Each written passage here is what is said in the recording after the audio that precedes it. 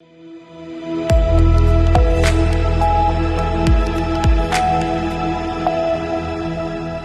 के बाद रुक करेंगे यूपी बुलेटिन की ओर, जिसमें बात होगी बदायूं की, जहां खागी नगला गंगा घाट पर राजस्व विभाग, एनडीआरएफ, एसडीआरएफ और स्थानीय प्रशासन द्वारा संयुक्त रूप से मॉक ड्रिल का आयोजन किया गया। साथ ही बात होगी महाराजगंज की, जहां जिलाधिकारी गौरव सिंह सोगरवाल ने महाव नाला और चंदन नदी तटबंध का स्थलीय निरीक्षण किया। ऐसी तमाम खबरों पर विस्तार से डालेंगे नजर। सहसवान के खागी नगला गंगा घाट पर मानसून से पहले बाढ़ से निपटने की तैयारियों को परखने के लिए राजस्व विभाग, एनडीआरएफ, एसडीआरएफ और स्थानीय प्रशासन द्वारा संयुक्त रूप से वृहद मॉक ड्रिल का आयोजन किया गया, जिसमें नाव पलटने की स्थिति में तत्काल रेस्क्यू, डीप डाइविंग तकनीक से बचाव कार्य और विभिन्न विभागों के बीच समन्वय का लाइव प्रदर्शन किया गया, ताकि आपदा की स्थिति में त्वरित और प्रभावी राहत बचाव कार्य सुनिश्चित किया जा सके। बदायूं से सीनियर संवाददाता अवी की रिपोर्ट। फर्रुखाबाद के थाना मऊ दरवाजा क्षेत्र स्थित हैवतपुर गढ़िया काशी राम कॉलोनी निवासी पवन पुत्र सतीश चंद्र ने अपनी पत्नी और 3 वर्षीय बेटे के घर से लापता होने की शिकायत लेकर कलेक्ट्रेट पहुंचकर जिलाधिकारी को पत्र सौंपा है। पीड़ित पति का आरोप है कि उसकी पत्नी किसी के साथ घर छोड़कर चली गई है, जिसकी सूचना संबंधित थाने में भी दे दी गई है और उसने मामले की जाँच कर आवश्यक कार्रवाई की मांग की है। आपका कमलेश, पति का नाम? रमेश, कहाँ के रहने वाली हो? तो क्या मामला है जिसको लेकर आज आप लोग यहाँ आए? लड़की जो है बिना बताए घर से चली गई है, बच्चे को साथ में ले गई है और हम लोग को कोई जानकारी नहीं है। लड़की कितनी उम्र है उसकी? 23 साल। शादी होगी क्या? हाँ, कितने बच्चे हैं उसके? एक बच्चा है, एक बच्चा है। 3 साल का है। शादी कहाँ हुई थी? यही काशी राम कॉलोनी में। शादी कब हुई थी उसकी? 4 साल हो गए। 4 साल हो गए हैं। तो शादी जिससे हुई थी वो लड़का क्या करता? वो गाड़ी चलाता है, बाहर रहता ज़्यादातर। अच्छा, यहाँ नहीं रहता है। लड़की किसके साथ गई है? ये तो पता नहीं है, कोई विशाल नाम सामने आया है, लेकिन अभी हम लोग को मतलब कंफर्म पता नहीं है कि उसी के साथ है। किसी प्रकार से आपका उससे कोई कांटेक्ट हुआ है? अभी परसों से तो कोई कांटेक्ट नहीं हुआ उसका। अभी जो है करीब 11 बजे के आसपास उसका कॉल आई थी, तो बोल रही थी, बोले कि हम जहाँ भी हैं सही हैं और मेरे बारे में मत परेशान हो और हम ठीक है बस। अच्छा, कहाँ पे है ये चीज़?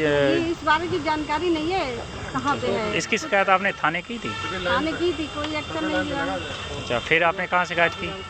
फिर यहीं आए हैं। अब स्टेशन पे भी एक कंप्लेंट दे दी थी नगर मजिस्ट्रेट को। क्या आश्वासन दिया आपको? बोल आश्वासन क्या, वो यही बोल रही है देखते हैं करते हैं कुछ। फर्रुखाबाद से सीनियर संवाददाता आदेश की रिपोर्ट। महाराजगंज में मानसून को देखते हुए जिलाधिकारी गौरव सिंह सोगरवाल ने नेपाल से आने वाले बाढ़ के पानी से प्रभावित होने वाले महाव नाला और चंदन नदी तटबंध का स्थलीय निरीक्षण किया। सिंचाई विभाग को मानसून से पहले सभी बाढ़ रोधी कार्य और सिल्ट सफाई पूरी करने के निर्देश दिए। निरीक्षण के दौरान डीएम ने कार्य योजना की समीक्षा करते हुए ये सुनिश्चित करने पर जोर दिया कि नेपाल से आने वाले पानी को सुरक्षित रूप से रोहिन नदी में प्रवाहित किया जा सके, ताकि सीमावर्ती क्षेत्रों में हर साल होने वाले जल प्रलय को नियंत्रित किया जा सके। किया गया है, किस तरह का दिशा निर्देश? आज महाव नाले का निरीक्षण किया गया, जिसमें हमारे सब कप्तान साहब और पूरी सिंचाई विभाग की टीम, संबंधित तहसील जो नौतनवा तहसील है उसके एसडीएम, तहसीलदार, ब्लॉक और समस्त जो हमारे बेसिकली हितधारक हैं, सब लोगों की उपस्थिति में और ख़ासतौर पे वहाँ के जो आम जन नागरिक हैं उनकी उपस्थिति में महाव नाले का निरीक्षण किया गया। और जो एक हमारे पूर्वाधिकारी महोदय के द्वारा एक कमेटी बनाया गया था, उस कमेटी का जो रिकमेंडेशन था, उस रिकमेंडेशन के आधार पर क्या क्या वहाँ पे मौके पे काम हुआ है उसके बारे में निरीक्षण भी किया गया। धरातल पर स्थिति देखी गई और काफ़ी हद तक ये देखा गया कि किस तरीके से महाव नाले को हम सुरक्षित कर सकते हैं। तो बहुत ही इम्पोर्टेंट हमारा महाव नाला है और ऐसे में हम सब की जिम्मेदारी बनती है कि महाव नाले के चलते किसी अगर नेपाल से अगर पानी आता है तो नेपाल के पानी को बहुत स्मूथली यहाँ से पास करा के रोहिन नदी में मिला दिया जाए। परंतु कई जगहों पर कुछ तटबंध जो सो कॉल्ड उसके सिल्ट से बने हुए हैं, वहाँ पे उसकी स्थिति थोड़ी सी ख़राब थी। तो संबंधित सिंचाई विभाग को और हमारे जॉइंट टीम का निरीक्षण करने के निर्देश दिए गए हैं, जिसमें हमारी ब्लॉक की टीम, तहसील की टीम, सिंचाई विभाग की टीम और वन विभाग की टीम, चारों टीम मिलकर इसका जॉइंट सर्वे करके और 20 जून तक तो इनको मोहलत दी गई है कि सारे कार्य कंप्लीट कर लें। काफ़ी हद तक काम वहाँ पे समाप्त हो चुका है। वन विभाग के द्वारा भी जो लगभग 9 किलोमीटर का एरिया है, जहाँ पे बेसिकली एक बोटलनेक है, जहाँ पे नाले की चौड़ाई 5 मीटर तक रह जाती है, उसको जो भी वहाँ पे अवरोध है उन अवरोध को हटा लिया जाए। साथ ही साथ 15 किलोमीटर का ये नाला है, खासतौर पे जो 3 पीडब्ल्यूडी के पुल हैं उसके हाइट को लेकर प्रस्ताव पीडब्ल्यूडी के द्वारा दिए भी गए थे।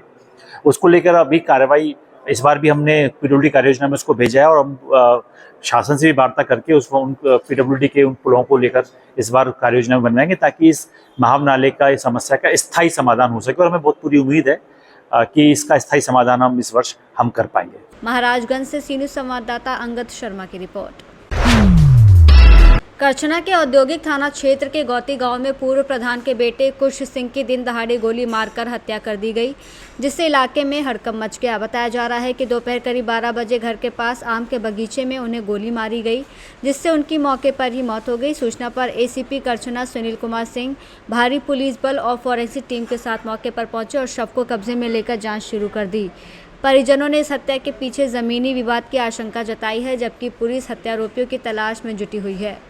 यादव हैं, बिशंबरपुर के प्रधान रह चुके हैं, उनके बेटा पिंटू यादव, बस यही है, बस सुरेश यादव। सुरेश ललकारे थे और उनके बेटा गोली भी चलाया तो गोली भी पकड़ गया। 15 तारीख को हमारे लोग सब यहाँ मतलब कोई नहीं, कोई ड्यूटी था, कोई कहीं पढ़ने गया था, बस यही बात थी। 325 मुकदमा चल रहा है, मारा है भाई का। 325 का मुकदमा भी चल रहा है, मारा है भाई का।